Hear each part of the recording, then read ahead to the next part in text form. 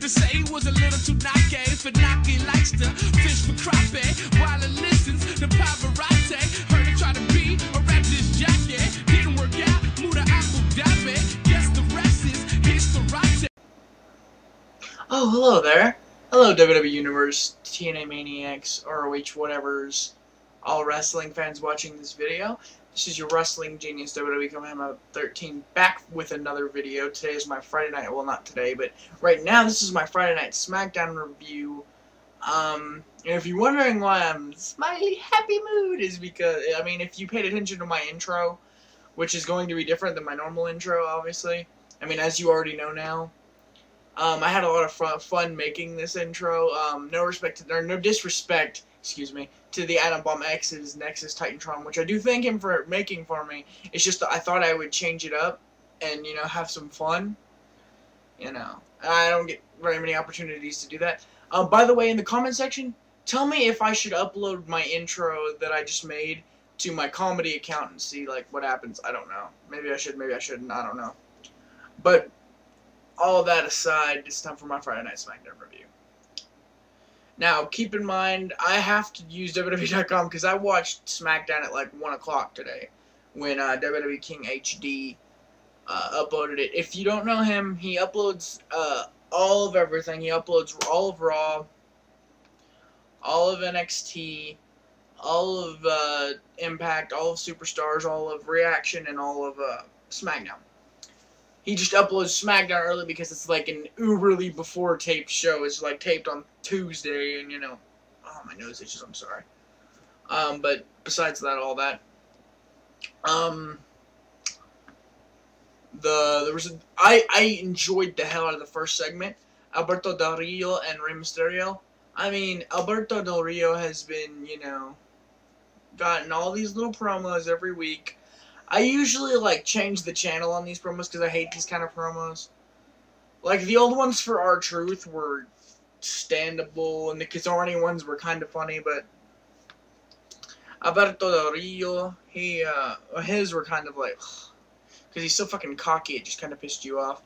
But, oh my god, it was a great segment between Rey and Alberto. I mean, Alberto really showed that he could get the crowd to fucking hate him. Whether they even knew he existed or not. I mean, he could just, like, immediately, bam. If I watched Indiana's, well, it wasn't really a SmackDown review, but it was his thoughts on Alberto Del Rio and Kane's amazing promos. And he agrees, or I agree with him, and he says, that WWE's future looks really bright right now with guys like The Miz, Alberto Del Rio, John Morrison, Dolph Ziggler. I mean, yeah, each one of the, like, Dolph Ziggler and John Morrison and Kofi Kingston and guys like that, they have areas where they need to improve. But I really think the future looks bright right now in WWE and in TNA, of course. But, you know, WWE and TNA have a long way to go before I can say that it's going to come to fruition. First match of the night was Kofi Kingston defeated Intercontinental Champion Dolph Ziggler by disqualification. Just another, you know, bullshit finisher. I really think that at Night of Champions, they should have one more Intercontinental match between Kofi Kingston and Dolph Ziggler.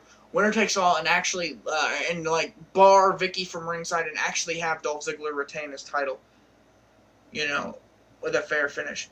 But the match was fairly good anyway. Next match, Luke Gallows versus Serena Luke Gallows and Serena defeated Big Show and Kelly Kelly.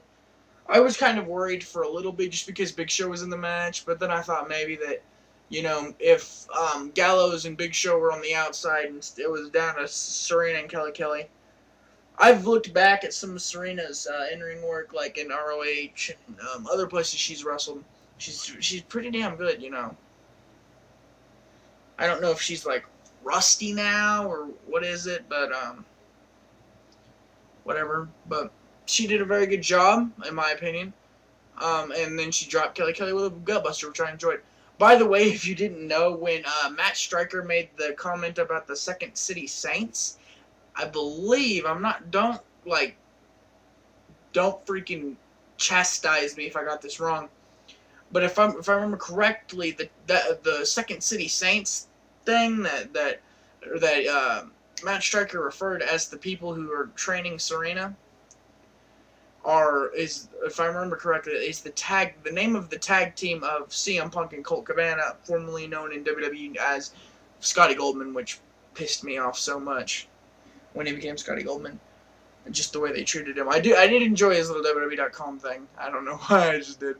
But next segment, World Heavyweight Champion Kane explained attacking the Undertaker. Just another brilliant, amazing Kane promo. I mean, oh my god. I mean, we haven't got to see a lot of Kane cutting like that. I think Kane's always had this. It's just, you know, we've never seen it. We've never had the opportunity to see it. Back in the first time he feuded with The Undertaker, Paul Bearer was always on the mic for him, as if I remember correctly. And when he was teaming with Undertaker, both times Undertaker was always on the mic for him. I think this is probably one of the well, I mean, this time period, one of the first time periods where we actually got to hear Kane. His promo chops are very brilliant. I mean, I want to see more of this. I want Kane to stay on top. I want Undertaker to come back at Night of Champions and get his ass beat by Kane. I don't want it to be back and forth. I just want Kane to walk in, just like dominate his big brother. I just think that would be brilliant. I mean, you know, it wouldn't be a good match, but I mean, it would be cool for me, I guess. Next match, Christian defeated Drew McIntyre. Drew basically dominated this entire match because of Christian's quote-unquote shoulder injury. I'm not sure if it's a legit shoulder injury or a work shoulder injury. Sorry. And then after the match, but Christian won by a roll-up just like he did against Cody Rhodes last week. And Rhodes and McIntyre attacked Christian. Then Matt came out, which was a bad idea because Matt has an injured foot. Matt's injury, though, is definitely legitimate. Not saying Christian's isn't, but Matt's definitely is legitimate. Because, you know, yeah.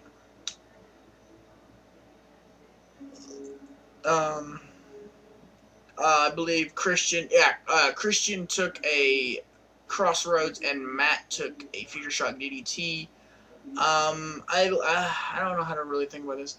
I mean, I want to say I don't like it because Matt Hardy and Christian are two of my favorite wrestlers in WWE right now. So I want to say I don't like it because it's just complete disrespect, which I should expect by now. But at the same time, I gotta like it because it's exactly what I wanted. It's the young guys, you know, taking a step forward in their career and showing what they got. I mean, I'm pretty much down the middle with this. I think it's a good and a bad thing. Just because I think Christian and Matt Hardy have so much time left in their career. I mean, unless, you know, these injuries keep piling up, then maybe, you know, whatever. But to continue.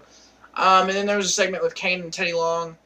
He goes to the bar, goes to see Teddy, and Teddy tells him that Undertaker's coming back next week. And then Kane just like, well, next week is gonna be hell on earth, and I was like, it is. I even got like a chill up my spine, like Indiatic 93 said. Indiatic 93, he said that sometimes when you're watching Kane's promos, you forget that you're watching a fake sport, professional wrestling, and you just, I swear, when I heard Kane say that, the chill went straight up my spine. I was like, I believed that it was gonna be hell on earth next week. Alberto Del Rio versus Rey Mysterio. Again, I mean, maybe you guys don't like him, but he's a smart guy, and we're connecting right now, especially with this. I have no other way to put it except Alberto Del Rio is basically a Latin JBL. I mean, he rolled to the arena in a Rolls Royce, which is totally something he would do, except JBL would use a limo. And again, something JBL would probably totally do is hire his very own ring announcer to make him sound like the shit. It's just fun.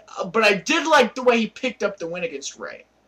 A very nice cross arm breaker. I don't know if that's going to be his finisher or... Because when I saw him face Goldust on Raw, or at my live experience Raw that forget it. he didn't win with that. I don't remember. I think it was like a gut buster or something. I'd have to go back and look to be sure, or to, you know, I'm not completely sure. But it was a good match. I enjoyed it, and well, I don't have much else to say, except I am so glad. I mean, this was really a night for the Young Guys and Kane. I really have nothing else to say about SmackDown. I hope every SmackDown for a while is as good as this one, because this was just a beautifully executed SmackDown. I clap. And this gets thumbs up. Peace out, y'all.